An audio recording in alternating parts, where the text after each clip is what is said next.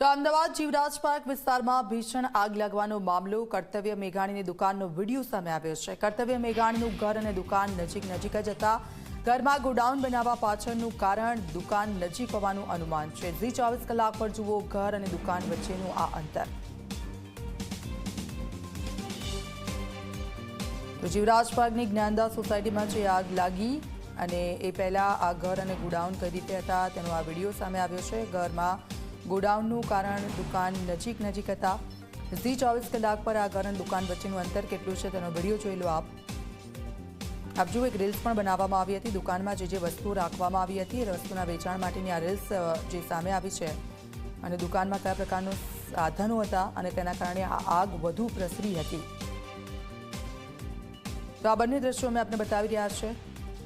ગઈકાલે જ્ઞાનદાસ સોસાયટીમાં જે આગ લાગી હતી અને એ પહેલાં સોસાયટીની નીચે જે ગોડાઉન હતું જે દુકાન હતી અને તેના એક્સક્લુઝિવ દ્રશ્યો સામે આવ્યા છે આપ જુઓ અને તેના કારણે આ આગ વધુ પ્રસરી હતી। તો ઝી 24 કલાક પર જુઓ ઘર અને દુકાન વચ્ચેનું અંતર। એક રીલ્સ પણ તેની સામે આવી હતી કે અહીંયા કયા પ્રકારનું સામાન મળી રહ્યું છે। વિરાજ પાર્કની જ્ઞાનદાસ સોસાયટીની અંદર આગ અને આ ઘર જે હતું ઘરની અંદર નીચેની તરફ આખું એસીના સાધન સામગ્રીનું ગોડાઉન બનાવવામાં આવેલું હતું। કર્તવ્ય મેઘાણી જે છે એ એસીના વ્યવસાય સાથે જોડાયેલો હતો। ત્યારે અમે આપણે દ્રશ્ય દેખાડું છું। સૌથી પહેલાં આ ઘર છે જે ઘરમાં આગ લાગેલી હતી। હવે અમે આપણે એ દ્રશ્ય દેખાડવા લઈ જઈ રહ્યા છીએ કે જ્યાં આ ઘર છે ઘરથી થોડાક અંતરે દૂર જે છે કોમ્પ્લેક્સ આવેલું છે। એ કોમ્પ્લેક્સની અંદર કર્તવ્ય મેઘાણીની દુકાન છે અને એ દુકાન અહીંયાથી કેટલી દૂર થાય છે અને કઈ રીતે આખો ધંધો અને વ્યવસાયનો ચાલતો હતો એ મેં આપને દેખાડીએ। આખો રસ્તો છે તમે જોઈ શકો છો। ગઈકાલે જ્યારે આગ લાગેલી હતી એટલે કે રવિવારે જે આગ લાગેલી હતી એ ગેસની બોટલો જે રાખવામાં આવેલી હતી ગેસની બોટલો અહીંયા સુધી પડી હતી। ત્યારે તમે આ દ્રશ્ય જે જોઈ રહ્યા છો અત્યારે આ જીવરાજ ચાર રસ્તા તરફ જવાનો રસ્તો જે સૌથી પહેલાં જ્ઞાનદાસ સોસાયટીની બહાર નીકળ્યા આપણે અહીંયાથી બહાર નીકળી આ મુખ્ય રસ્તો આપણે જીવરાજ પાર્ક 4 રસ્તા બાજુનો જ્યારે પકડીએ છીએ ત્યારે આ એક કોમ્પ્લેક્સ આવેલું છે।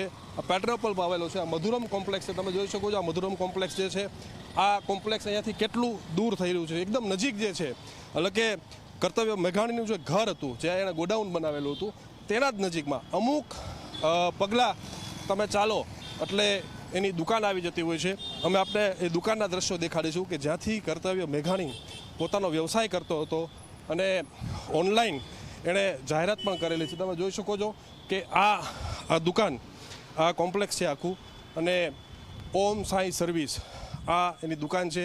આ દુકાન ખાતેથી આખું જે વ્યવસાય ચાલતો હતો અમુક પ્રકારનો મુદ્દામાલ કે સામાન જે છે અહીંયા પણ રાખવામાં આવતો હતો। ઉપર બોર્ડ છે તમે જોઈ શકો છો કે ડાબી બાજુ કર્તવ્ય મેઘાણી નું નામ લખેલું છે। જમણી બાજુ જો વાત કરવામાં આવે તો જગદીશ મેઘાણી એટલે કે એમના પિતાનું નામ છે। એકદમ નજીકના અંતર ઉપર આ દુકાન આવેલી છે જેના કારણે આ ગોડાઉન એણે અહીંયા બનાવેલું હોય એ પ્રકારનું અનુમાન અત્યારે ઝી 24 કલાકના ઇન્વેસ્ટિગેશન અને તપાસમાં સામે આવ્યું છે। કેમેરામેન ઉમેશ પરમાર સાથે ઉદયરંજન, ઝી મીડિયા, અમદાવાદ।